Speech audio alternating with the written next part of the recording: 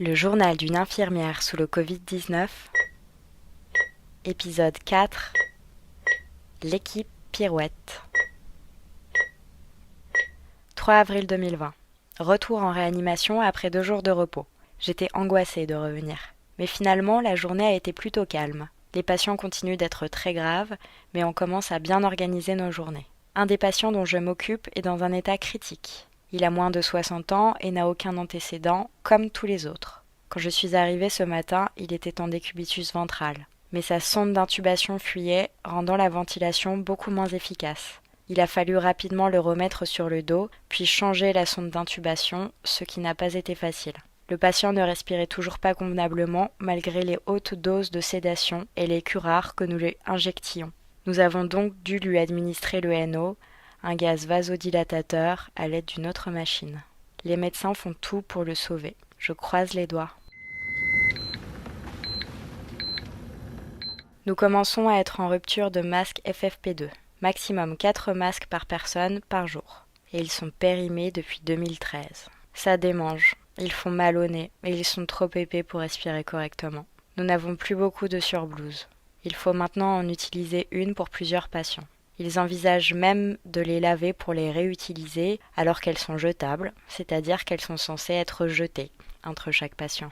Une des infirmières de notre service a été missionnée pour écrire un cours de réanimation. Il sera destiné aux étudiants infirmiers en 3e année, à des dentistes et à des externes en médecine qui seront envoyés en renfort dans des services de réanimation et qui n'auront que 3 jours sur place pour être formés. C'est dangereux, impensable. 3 jours de formation et un cours écrit pour apprendre un travail, ce travail, celui de maintenir les personnes en vie. Je n'arrive pas à y croire.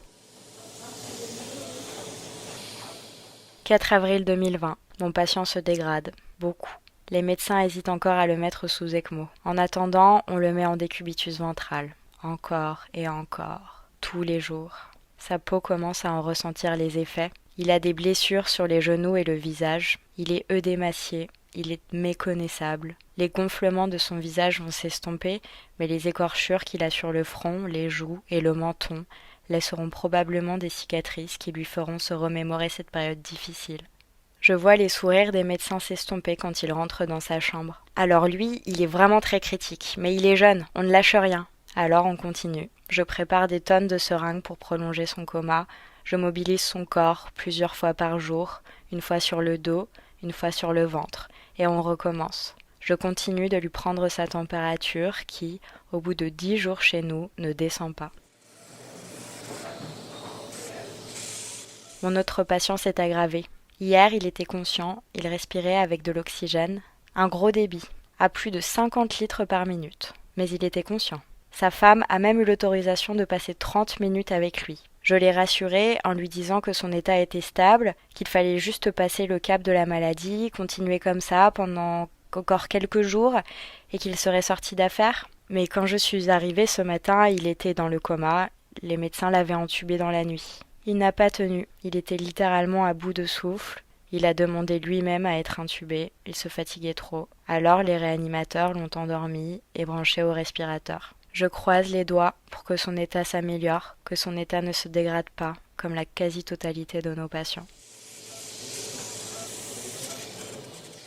6 avril 2020. Mon patient n'est toujours pas sous ECMO. Son état est de plus en plus critique, ses poumons n'oxygènent plus assez son sang. Le respirateur ne suffit plus. Il est trop tard pour lui mettre l'ECMO.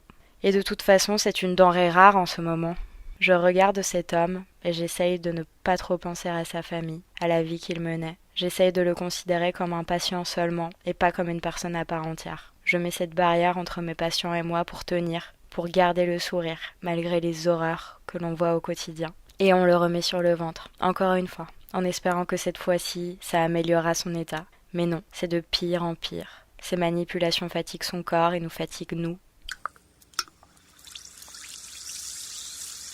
Heureusement, nous avons de l'aide pour mettre les patients sur le ventre. 2 fois par jour, l'équipe Pirouette, composée de 4 neurochirurgiens en manque de travail, vient nous aider à tourner les patients. Cela nous simplifie beaucoup la tâche et nous évite de monopoliser trop de personnel du service, au détriment des autres patients. L'hôpital sait se réinventer quand c'est nécessaire.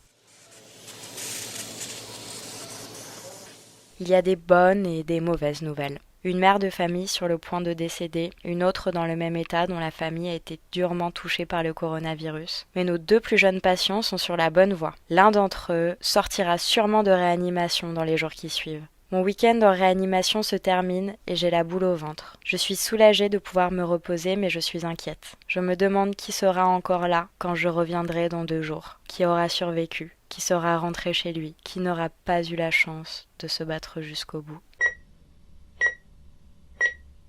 Vous êtes nombreux à souhaiter apporter votre aide aux établissements de soins dans la lutte contre le Covid-19. Pour centraliser les propositions et faciliter l'organisation de missions bénévoles, l'APHP a créé une plateforme rassemblant tous les volontaires en fonction de leur domaine de compétences. Plus d'informations sur volontaire.aphp.fr.